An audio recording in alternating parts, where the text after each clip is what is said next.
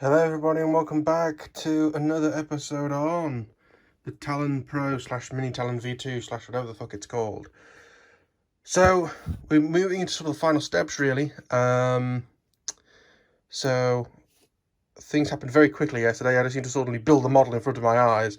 So what have I done this morning so far? So far I have removed all the pins from holding the V-tail in. I'm happy with how that's glued. That's excellent. It's 10:15 in the morning, so we're getting lots of lovely morning sun through, which I'm not sure how that's going to make things look better or worse, I don't know. I've also, as you can see, put Velcro in across the bottom, just across the whole thing, so you can put battery wherever you want. I've also been down and got one of the batteries we're going to use. These are the batteries that I use in the, let me do this. This is the batteries that I use in the old Mini Talon, or whatever you want to call it. These are Turgid 4S 5000 lipos that are 20 to 30C, and it's a hard case. You might be thinking, why have you got a hard case? Well, these were originally bought for DJI F450 and F550 flame wheel quadcopters. And the reason why we got these is, first of all, they can take a whack. I have these that have like the label cut in half or propellers hit it. Obviously, if this was a normal lipo, it might only have damaged the lipo, but because of all set on fire, whereas this just slashes across the case and it's fine, breaks the prop instead. Also, they were lighter than the batteries at the time, which again, reduced weight on a quad is good for efficiency. And also, they were stupidly cheap. If you wanted a regular lipo of this size, you were looking maybe 30, 35, maybe even £40. These were between 18 and £20. So they were vastly cheaper, so you get a lot more of them. But yeah, so this is I'm using this at the moment because it's what I have, and it's going to be a direct comparison against the other Talon. What I would say is that at some later date I may create some lithium ion cells for this. I've got loads of them in the cupboard that are designated for other projects at this moment in time. But we can always try and go down that route and see how it works out. So that is that for now. I'm going to go back to my list, cross off the things that we've done, and go from there. So bear me a moment. Okay, so what we've got to do next is program the radio, which I have my trusty X7S here, which is what I use for my FPV stuff, possibly soon to be changed to a X9D with more special edition, so I can have the switches on the side and also to get rid of this horribleness. But for now, we're going to focus on the screen. Ooh. Now I'm on Dart XL because I'm actually going to copy this because it runs an FI41 as well. All of the mixing is done in the FI41, so the fact that that's a flying wing and this isn't won't be a problem. And it means that all of the voices in there, all the switch setup and the throttle cut will all be there. So copy model.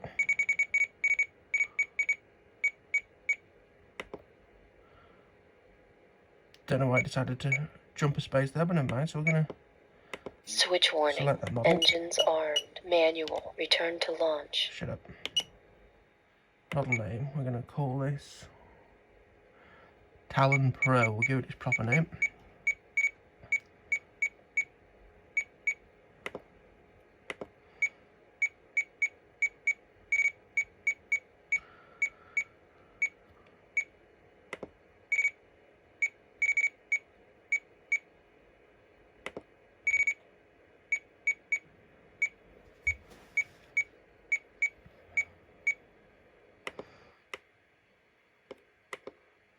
Oh, fuck.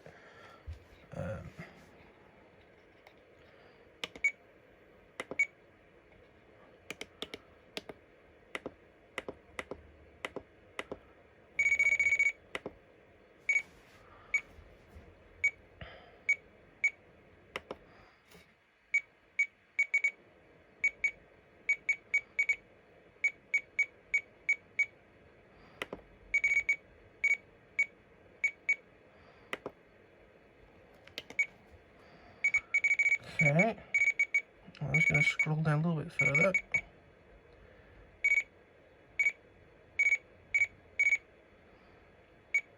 Still our FPPM, yeah, so that is running EZUHF. Excellent.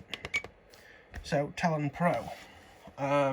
Obviously we're going to have to do reverses and things like that, but we can come to them later. Another thing this won't have is I'm fairly sure it won't have the control for the pan in it. So in fact, let's go and do that. So if we go to menu, page, inputs, so number 8 is going to be called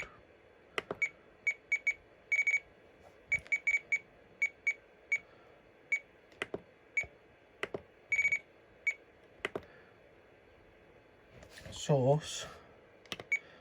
It's going to be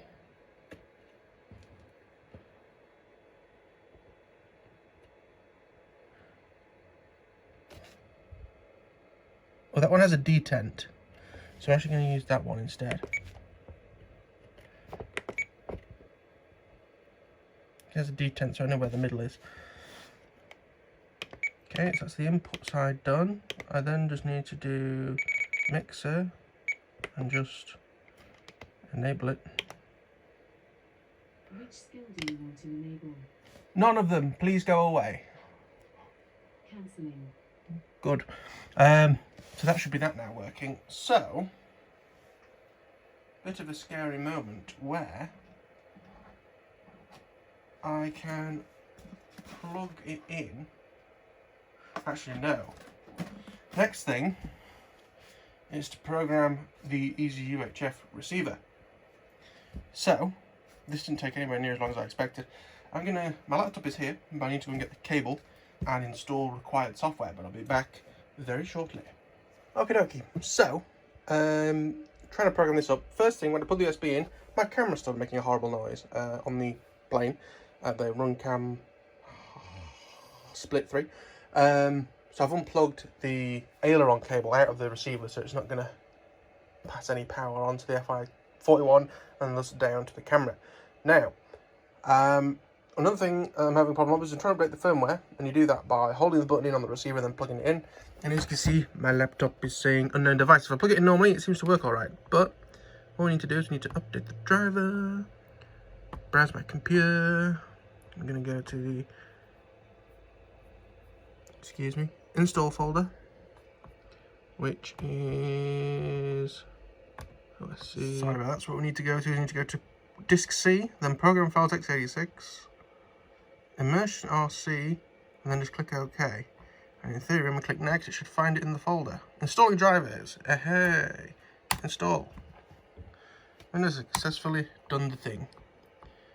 Then, fingers crossed, if we refresh, you can actually update firmware, and I've got white text, so we can do the updating of the firmware. So I'm going to update the firmware, and I'll be back with you. Okay, so I've updated the software on the receiver. I have set it to the right frequency and the right amount of channels, and made sure the PPO and everything is set right. Most of it's defaults. So what I'm going to do is binding. So we need to have the switch on the back of the module on low, power the transmitter on, while hold on the button and turn on the radio. You can see the instructions there. And then we're going to, instead of pressing the button on the receiver, we're actually going to bind it in the software. So in the software, there is a section for bind, and we can just press bind to press the button on the receiver, which is good news. So they are all bound up now. I've done an RSSI test, and we're getting some sensible values.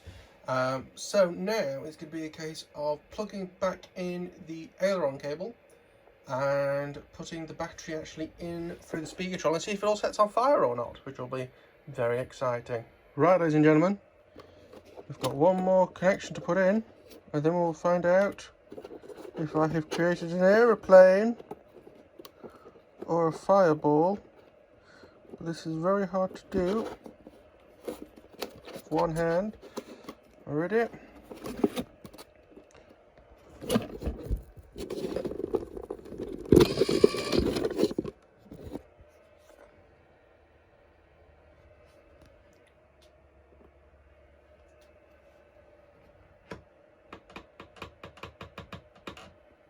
Slightly concerned I'm not hearing anything.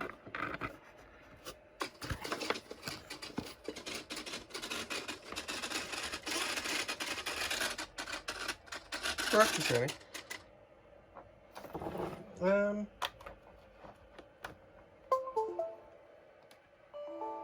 Let's try and read. Just gonna try and read some RSSI values. They're okay.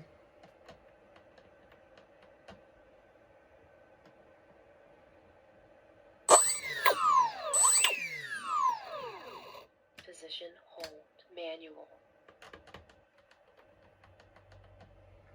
Slightly concerned that no servos are working. And they just kind of jittered about for a bit.